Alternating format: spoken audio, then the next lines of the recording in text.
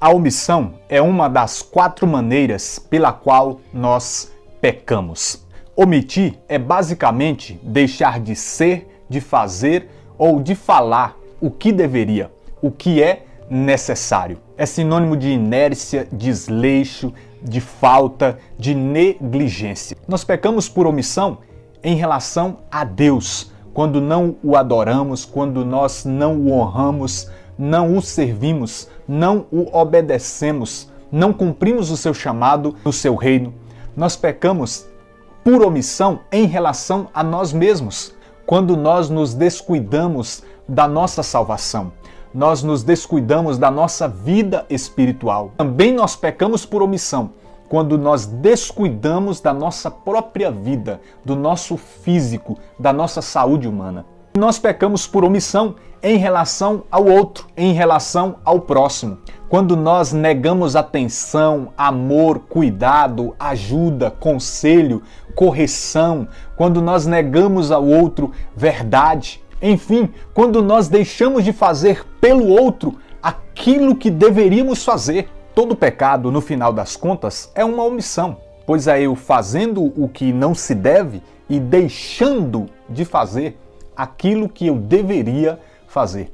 Aliás, o próprio apóstolo Paulo escreve em Romanos capítulo 7, versículo 19 assim: não faço o bem que eu quereria, mas o mal que eu não quero. Em Gênesis capítulo de número 4, versículo de número 9, Deus pergunta a Caim: onde está o teu irmão Abel?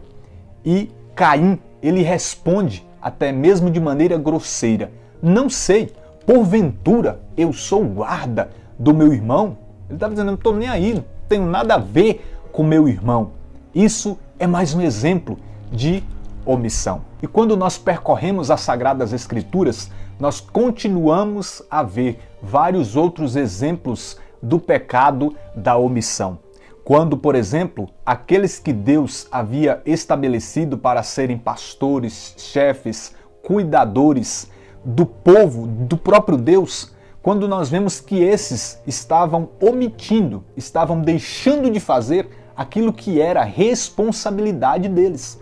Ezequiel capítulo de número 34, por exemplo, Deus se dirige duramente aos falsos pastores de Israel, dizendo que eles estavam preocupados muito mais consigo mesmo, com seus próprios interesses, do que com o rebanho de Deus. Nós, por exemplo, quando vamos para o livro de Ageu, vemos que as pessoas estavam preocupadas em habitar em casas confortáveis, mas estavam omitindo quanto ao cuidado e ao zelo da casa do Senhor. Oséias, capítulo de número 4, nós vemos um outro exemplo. Ali nós vemos mais uma vez Deus falando de forma dura contra a omissão daqueles chefes de Israel, daqueles sacerdotes que estavam sendo omissos, como por exemplo, na transmissão do ensino, na instrução do povo. Outro exemplo que a gente aqui pode citar é quando Deus levantava um profeta. E quando Deus levantava um profeta, era para que através daquele profeta, Deus pudesse falar ao povo. É por isso que Deus adverte Ezequiel, por exemplo, um grande profeta do Antigo Testamento: quando eu falar para você o que deve ser dito ao pecador, você não pode omitir. Você tem que dizer a ele aquilo que eu quero que seja dito. Quando chegamos ao Novo Testamento, nós encontramos muitos outros exemplos do pecado da omissão. Quando Jesus, em Lucas capítulo 10, conta a parábola do bom samaritano, nós lemos que um homem descia de Jerusalém a Jericó e caiu nas mãos de ladrões que o despojaram, depois de o terem maltratado com muitos ferimentos, retiraram-se deixando meio morto. E então passa por aquele mesmo caminho um sacerdote e um levita, e nenhum deles fez nada para socorrer, para cuidar daquele homem que estava meio morto ali. Então isso revela omissão, falta de cumprimento daquilo que se esperava daqueles dois religiosos. Em Mateus capítulo de número 25, Jesus conta a parábola dos talentos. E nessa parábola nós vemos que os 2 primeiros servos multiplicaram os talentos que haviam recebido do Senhor. Mas o outro foi chamado pelo próprio Jesus de o servo preguiçoso, porque omitiu deixou de multiplicar o talento que havia recebido. Nós pecamos quando deixamos de usar o dom, quando deixamos de praticar aquilo que Deus nos deu. Ainda em Mateus capítulo 25, nós lemos sobre o juízo final. E no texto que fala sobre o juízo final, nós lemos que naquele dia, no dia do juízo final, o Senhor se voltará contra os que estiverem à sua esquerda e dirá: retirai-vos de mim, malditos, ide para o fogo eterno destinado ao demônio e aos seus anjos. E olha só o porquê desses da esquerda serem condenados. Porque tive fome e não me destes de comer, omissão. Tive sede e não me deste de beber, omissão. Era peregrino e não me acolhestes, omissão. Eu era nu e não me vestistes, pecado de omissão.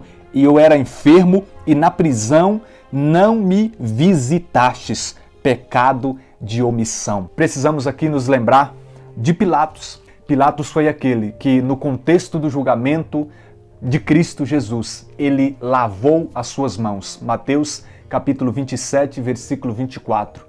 Expressando assim que ele estava eximindo-se de sua responsabilidade.